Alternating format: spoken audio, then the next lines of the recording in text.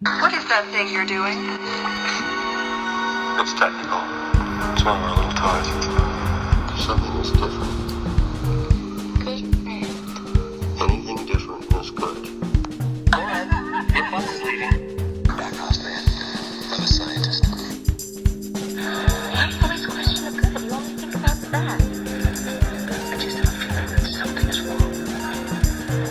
Good things do happen. Make it Centauri time.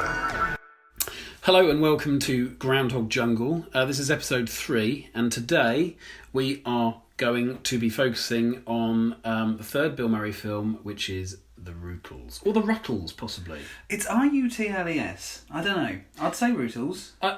Yeah, the only reason it could be Rutles, I think it's Rutles as well. And we've seen the film where they would have said it, but we can't remember. but I know that it's something to do with Rutland, isn't it? Oh, so Rutles. Or, unless that's pronounced Rutland. No, it isn't, is it? That's Rutland. Yeah. So it could be the Rutles, could be the Rutles. However, like you say, we've seen the film. If they said Rutles all the way throughout, A, you'd think it would have 2 T's. Yeah. And B, we wouldn't now be referring to it as the Rutles, unless we didn't make a note about it and we've forgotten. Yeah, I can't find my book where I made those notes. But- Because I made notes.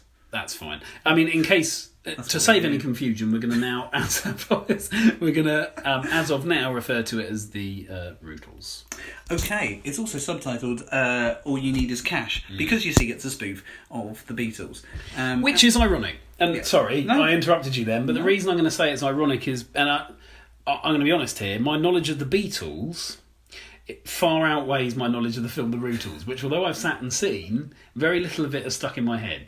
And I know I quite enjoyed it, which is weird, but the Beatles were not as moneyed as people think they were. In fact, a lot of their later work, at the time, they really, really struggled to actually get paid. Some of their Abbey Road stuff, they actually have the lyric, "You never give me your money," because they were so fixated on trying to get money for the various different things they were doing at the time related to the producing the album, and they weren't getting paid, and there was all sorts of paperwork issues. So just standing up for the Beatles there, because they weren't as well off as a lot of people assume they were. And also they didn't tour then either at all. So they didn't get... And touring is the way you get loads of money as an artist, apparently. That's how you make that's big definitely bucks. how you do, yeah.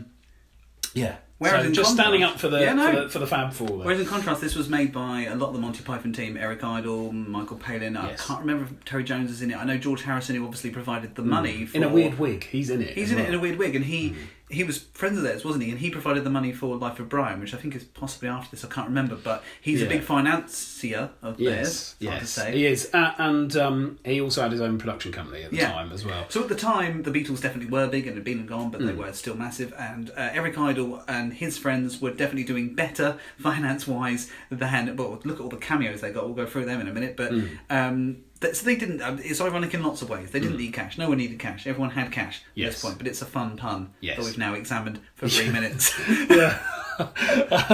And it's worth saying it is a good film. It's well ahead of its time, I would say, because it relies on sort of real world, real life cameos of people being themselves. Quite a common thing these days. That was examined in Ocean's 13 or Ocean's 12, is it? Where there's loads and loads of people being themselves. Yeah. Bruce Willis turns up and he meets Julia Roberts, who both... isn't Julia Roberts, but he thinks she's right. Julia Roberts. Yes, but and she is Julia Roberts playing Julia Roberts. Someone playing Julia Roberts. And obviously the films of Michael Winterbottom and all that sort of stuff with people playing exaggerated versions of themselves. And you mentioned Michael Winterbottom, who's had a long association with Steve Coogan, and this is very reminiscent of a lot of things that Steve Coogan has been in, and the Marley Iannucci things, the day-to-day, I think I mentioned in the review. Absolutely. There's this style here. It's very topical, it's very ahead of its time, it's funny, it's funny. Decent spoof, I think it could be better, it could have been more consistently funny, but basically it's a Mickey take. Do we use that phrase, Mickey take? Yeah, I that's used to use that fine, phrase. Yeah, a parody of the Beatles' journey, but pretty much of the whole story, isn't it? Yeah. It's a microcosm of the whole story. Their rise to fame. There's a brilliant bit where they appear on the Ed Sullivan Show, but they've just photoshopped in. Well, Photoshop probably didn't exist then, but they've just put the Rutles there. They've re-recorded someone over Ed Sullivan saying it's, and then it says the Rutles or the Rutles or whatever. But quite badly done. And it's, deliberately that's so. that's And the game. again, you know, way ahead of its time. This is the sort of stuff that Chris Morris later did with Brass Eye and the Day to Day, and you know, really ahead of its time. But because of it ahead of its time, some of the ideas I think at times outweigh the prospect of being able to carry them over well. So it's a little bit messy, and at times I think the ideas are greater than the actual execution. Yeah, just to give you definite examples of those things that you just said. There's a bit where there's loads of a montage of people's feet. You just keep seeing people's feet for ages, and that doesn't work. There's no reason for that. But there's a lovely idea. It's one I think I wrote in the review about. It turns into a documentary. Well, it pretty much is. It's a mockumentary, isn't it? They interview a black blues musician who was inspired by a white British band, and the joke is that then his neighbour says, "Oh, he's he says this to every documentary crew." That's hilarious. That's a really funny idea. Yeah, that's a really funny idea, and it's got some really nice ideas like that. I suppose Bill Murray did quite a lot of films like this at this time in sort of the late 70s. A film he probably doesn't know he's made. This is what I think about the first few films of his career. If you interviewed Bill Murray and said, "What is your first film?" he'd probably say Meatballs. Possibly. A lot of people would. The thing going into the Bill Murray Genesis, partly the reason I came up with the idea of this in the first place. He's my favourite Genesis singer. Yeah. I mean, the Phil Collins years were great, but Bill Murray. Part of the reason I went into this in the first place is because I find Bill Murray quite an enigma. He famously is not particularly cooperative with people who ring him up. He is very sporadic with his answering back to voicemails. He doesn't have a mobile phone. It all goes to some sort of landline, presumably in a mansion somewhere. Some sort of like 800 number. And he's very hard to get hold of, and he ends up missing out on a lot of roles. I think he was considered for the Joker. Not the Joker. Yes. I think he was considered for the Joker in the original. The Tim Burton 80s. Batman. I think he was considered then again for what was it? I want to say he was on the shortlist for the Riddler as well, but that doesn't sound right, so I might be wrong about that. Well, you carry on. There's a few really, really major parts, and he ends up accepting some bad roles and obviously some very, very good ones, but it is pure luck. It's a lottery, basically, with Bill Murray, so he's an enigma. Therefore, I think that supports the point that Matt was making, which is that I don't think Bill Murray knows as much about his own career as we do. I think there's a very good chance that he hasn't seen any of these films ever. We've got a few more films coming up, like Loose Shoes, and what's the other one that's really similar? Mr. Mike's Mondo Video. Yeah. Right. And along with this one is superior to those two, but they are a strange mix of film. They are sketches, really. And they make use of his Saturday Night Live persona. Would you say that's fair enough? Yeah. Yeah, and at this time, obviously, Bill Murray was only really known for Saturday Night Live. Sorry, I'm talking. My thoughts outrunning my talking power, and so because of that, I think they didn't really think of him as an actor. So they gave him parts. He was cast in parts where he wasn't really required to act. And I think in the Rutles they just went over to America because it was primarily filmed in England. They did a section in America, which is obviously because the Beatles went to America, made it big in America. That's what they did. And they just grabbed everyone they could find. There are other Saturday Night Live alumni. There's Dan Aykroyd's in it, Gilda Radner, who Bill Murray was in a relationship with at the time, is in it. I think there's a few other people from Saturday Night Live in there. Is John Belushi in it? He might be. Or is that he's a voice in one of the P-Show animations. I can't remember which one. He might also be in. But obviously this was at a time when John Belushi was still alive, which is incredible because... I mean, I don't think his life overlaps with ours, does it? I think he took a drug overdose and died before we were even born. In 84. Something like that. I've got a list, by the way, just to quickly. Okay, so Bill Murray missed movies. Right, so Matt is going to give you now some films that Bill Murray has allegedly because he been refused to pick up the phone, or offered, he's got an 800 number. It says, or no 800. Yeah. He in 2000 he fired his agents because they kept calling him on the phone, and he replaced them. He replaced them with an automated 800 number, and he's missed out on the following films at least because of this, and several others. He missed out on Iron Man. We don't know what role, but Robert Downey Jr. has gone on the record and said that. Bad Santa. He made presumably he was the Bad Santa the Billy Bob role. Thornton Yeah, role. I can imagine that. Monsters Inc. John right. Goodman's role Yeah. in that. The People vs Larry Flint. This is pre-2000, but still he must have. He never returned his phone calls. Who Framed Roger Rabbit? As Bob Hoskins' Possibly. role, presumably. Yeah. Squid and the Whale. Splash. Presumably as the Tom Hanks role. When he was presented with the script, he proceeded to fling it across the room in disgust. Apparently. Right. About Last Night. Legal Eagles. Bottle Rocket. Well, we'll get into when we talk about now. Wes Bottle Anderson, we'll get Rocket. into the That's an reasons for interesting that. one. He wasn't. They for just various They reasons. just couldn't afford him at that point. Wes Anderson did want him, but he was not known. The Santa Claus, the Tim Allen movie. These are all films that, as you're saying them, you could probably picture Bill Murray being a part of. Yeah. But would subtly change them. I think. Airplane, Shrek, The Witches of Eastwick, Alvin and the Chipmunks. I think it's all right that he turned that one down, isn't it? Rain Man, Toy Story, Kindergarten Cop. Who was he going to be in Kindergarten Cop? He could not have been Detective John King. Or any of the children. No. They couldn't have... I suppose they could have gone with him for Kindergarten Cop and just done it very differently. Forrest Gump, Boogie Nights. I don't know. He would have been Burt Reynolds presumably. Role, and he would have been good at that. Now, what's really interesting there is that none of those have mentioned anything to do with Batman. And it's now occurred to me that I think I'm thinking of Robin Williams. Have we talked about this? Yeah, we have. Okay, let's take us back to 1978. This is when this came out as a TV movie, presumably 7 years before we were born. This is what people were watching on TV in the UK. Yes. Yes. Obviously, starring a lot of British TV and film comedians. Yes. I think some Barry of them have done Cryer is in this. Barry Cryer's in it. Mick Jagger's in it. Gilda Radner, as you've already explained, which is Bill Murray's squeeze of the time. And lots of famous people who you wouldn't see in anything else. They're all in it. They presumably are in it. I'm almost certain that their connections to it would have been because of George Harrison. Yeah. I'm sure he was the power force behind the film that got all those people involved. Yeah, I think him and the Python connection. It had a lot of the Pythons in it. Yeah, and that would have been the Barry Cryer side of things, I would have thought. Yeah. But and even the Mick Jagger side, I think, possibly. Possibly. I suppose they were superstars at that point. Yeah. Monty Python had its run or was still running? Possibly still running. Yeah, maybe the films were still. I like to think. Oh, the films were because, in fact, Monty Python made a film into the 90s, didn't they, or late 80s? Yeah. So yeah, the films would have still been going on. But basically, it in my opinion, I'm not speaking as, and this will be controversial if anyone is listening. Not speaking as a Monty Python fan. Speaking not as a Monty Python fan. I think this is better than Monty Python. I'm obviously almost all of the rest of the world don't agree with me because Monty Python's phenomenally popular. And this isn't, although this is a bit of a cult hit.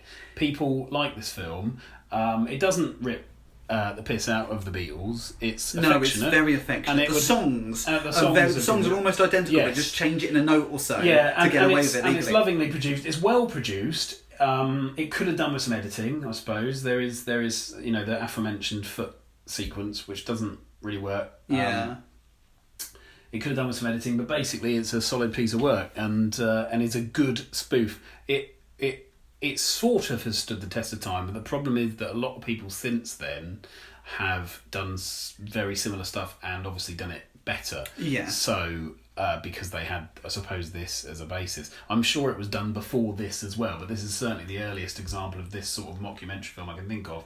The next closest thing I can think of is This Is Spinal Tap.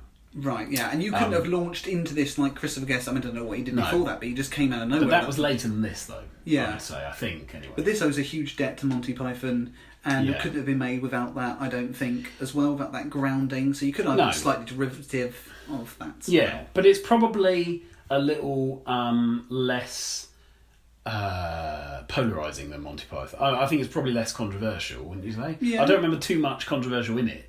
No. It's relatively I don't sort of British TV safe. And I don't think the certification of it is particularly high. I think it's like PG. I can't remember what it was as So, well. but interestingly, I don't think a family would enjoy it. I think it's It it's relies a lot for on older who the people. Beatles are and getting those jokes Yeah. and knowing possibly who British comedians are and American comedians. Yeah, absolutely, yeah. And Beatles humour's been done, probably before then, but certainly afterwards. Walk Hard, the Dewey Cox story has a whole sequence, I think, where they parody the Beatles.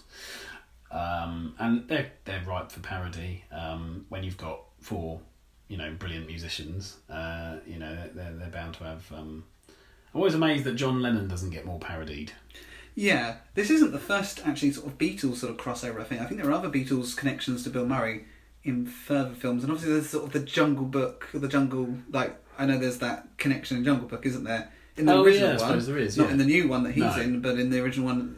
Now, were they Yes. actually based on the Beatles? The Crows? Is that a myth? I'm not sure. No, they were definitely based on the Beatles because they had the But Beatles it's hair illegal. and they were sounded like the Beatles, but it was never mentioned. And people think the Beatles voiced them, but they didn't. Right, that's the They're myth. sound-alikes. Yeah. But yes, although Bill Murray's not in that.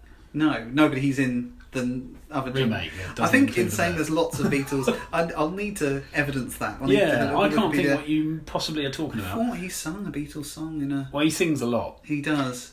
He does. This is something Bill Murray does do in a lot of films. He often shouts and Yep. he very often sings, Yeah. but not so far in the three films we've looked at. You know what? It's about 15 minutes in, and we sort of have mentioned Bill Murray in this, but Bill Murray is a radio DJ in Yes. this again. He's Bill Murray the K, so he's sort of almost playing himself, but you have to get the joke, which is that there was a famous DJ around at the time called Murray the K in America, and that's... I didn't actually realise that. Oh, okay. So they've made use of his actual name, which is good. Yeah. It shows that they actually knew his name. Yeah, now- and shows that they've worked with Saturday Night Live, I think. I Yes. think there's been a crossover there. Yeah, in the there has sections. been. And I would also say that Bill Murray comes off a lot more confident in this film than the Yeah, last one. he's Peter Venkman in it, if we're He going is to be Peter honest. Venkman. He's just doing a little monologue on the radio thing. He's barely in it. Yeah. But for women who fancy Bill Murray, and I'm sure there are plenty, Yeah. I'm sure there's going to be films at the top of your list. Lost in Translation. I think a lot of women would get wet about that film. Can I say we shouldn't just say women, because we fancy Bill Murray. To a degree, yes. To quite a strong degree. Well, yeah. I mean,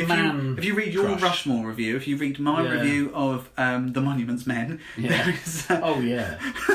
Okay, but in any case, if you're looking for a young, tasty Bill Murray, this is your film. He looks great in it. Yeah, Check he out is the good. picture I put on the website. Yeah. Because he's hot stuff.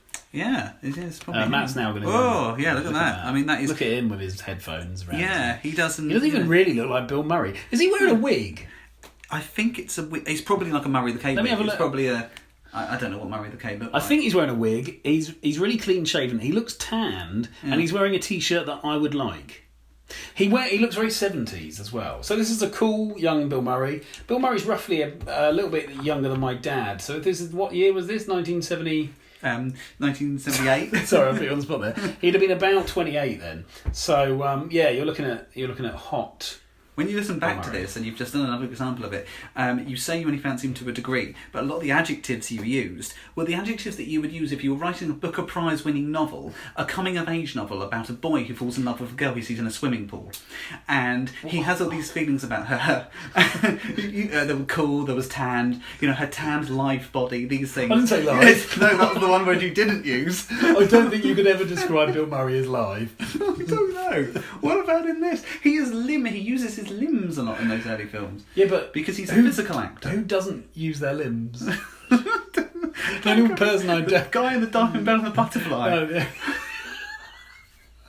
Ironside. Or my son. He's not disabled, Yes. he's one.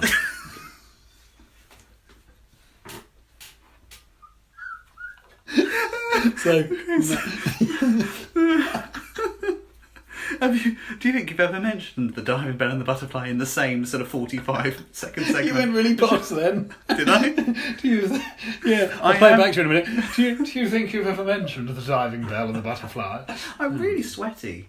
He's It's quite warm in here, yeah, isn't do it? they need to know that? Well, it's- they can't see us.